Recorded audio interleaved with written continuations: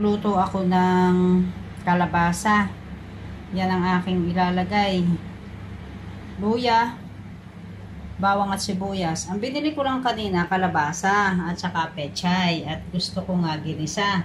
Ngayon, yung kasama ko dito, may nagbigay daw sa kanyang kasamahan niya sa trabaho ng zucchini. Ay ayaw naman niya, itatapon. Ay sabi ko, ay sige na, at aking ilalahok din sa aking kalabasa, sayang naman. O kaya igigisa ko yan. Yan. O tara. Yan, ating igigisa na ito at para may makain tayo. Yan. Igisa na natin.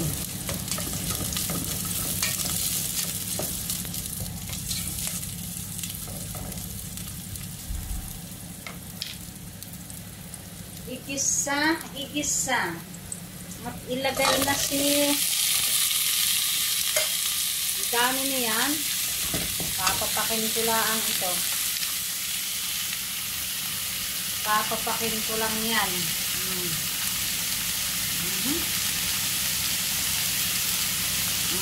Dami, ha? Ang dami. Ilagay ang katulong ni mama.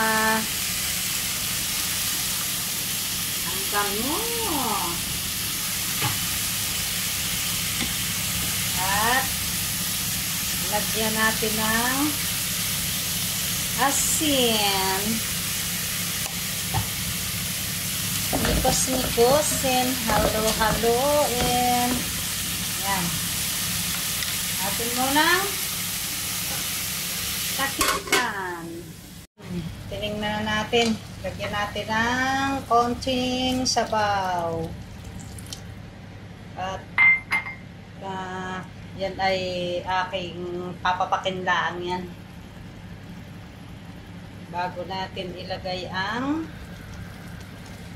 pechay.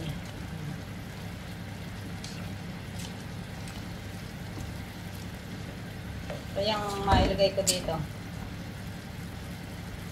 Chili powder o paminta. Tikman nga natin ang sabaw.